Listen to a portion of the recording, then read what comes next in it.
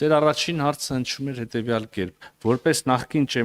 ճեմարանական ինչպես եմ գնահատում եկեղեցու դեմ արշավը։ Տիկին Խամոյան, ես չհասկացա, այս պատմության մեջ ով էր նախկին ճեմարանականը։ Ես նախկին ճեմարանական չեմ, դուք էլ խիստ կասկածում որ նախկին ճեմարանական լինեք հայտնի հանգամանքների բերումով, հետեւաբար ձեր հարցի պնդման այս հատվածը չի համապատասխանում իրականությանը։ Երկրորդը դե հայտնի չի որ ճեմարանական միայն արական սեռի ներկայացուցիչներ են լինում։ Չէ, հայտնի հանգամանք է դա։ Ես ճեմարանական չեմ ձեր տեղեկությունները։ Պարոն Միրզոյան ասում է չի եղել ճեմարանական։ Հնացած են ձեր տեղեկությունները։ Հնացած չեն, ճիշտ չեն։ KGB-ի տեղեկությունները։ Շարունակելով,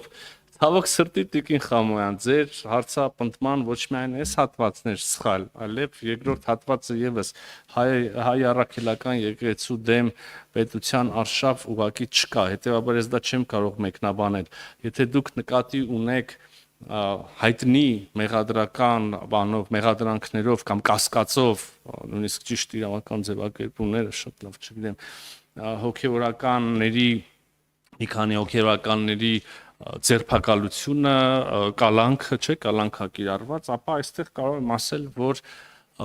որևէ մեկը Հայաստանի Հանրապետությունում օրենքից վեր չի, վերջո այդքան ասում ենք օրենքի առջև բոլորը հավասար են, բայց ինքներս չհավատանք դրան, միշտ ամեն անգամ երբ որ մեկ էլ կասեն, եթե ինչ որ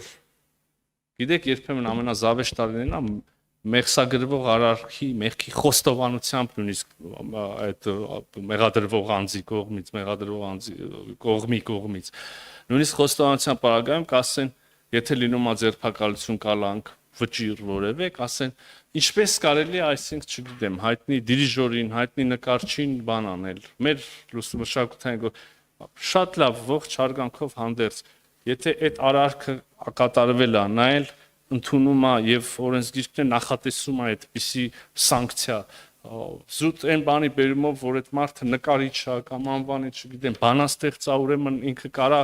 չափազանցնում եմ խտացնում եմ գույները որպեսզի հանգարց չասոցացնե կոնկրետ մարդկանց հետ ուրեմն լավ նկարիչը կարա գողություն անի կարա մարդ սպանի օրենքի առջև բոլորը հավասար են այդ թվում եւ սխալ բան եմ ասում պարոն Նազարյան հա հետեւաբար կլինի դա ինձ ինչքանով հասցրել եմ հետևեմ շատ մանրամասն չգիտեմ օրինակ հեղաշրջման կոչի բանը քաղաքական հարկադրանքը բանի քաղաքական ակցիաներին մասնակցելու այդ մասին էլ կարծես թե ինչ որ բան եղավ հանրային անդրադարձ գերակա մեղմ ձևակերպումներ ասում որոշակի կազմակերպություն տվյալ դեպքում հայ առաքելական եկեղեցում ավելի գերակա հիերարխիայի մեջ գերակա դիրք ունեցողի կողմից հարկադրանք ավելի ցածր աստիճանի վրա կանգնած սպասավորներին ընտանիքի անդամների հետ մասնակցել քաղաքական ակցիաների եւ այլն որքան գիտեմ իմ իրավաբանական շատ մակերեսային գիտելիքները եթե ինձ թույլ են տալիս եթե ճիշտ են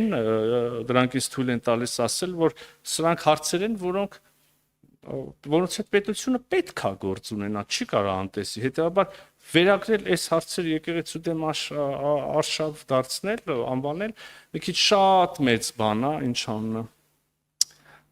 ուրճացում է եւ չափազանցություն որը մեկը հերթական ներողություն եթե անկեղծ ենք խոսում ձեր քաղաքական ուժի կողմից փչած զանազան տարբեր փուչիկների պես առաջիկա մի օր կպայթի։ Հետևաբար առաջին հարց, ես ամբողջ ուզեմ ասել, որ ես ձեր առաջին հարցին չեմ կարող պատասխանել, որովհետև ձեր առաջին հարցը ճիշտ չի ձևակերպված, մեջը պարունակող տեղեկությունները սխալ են։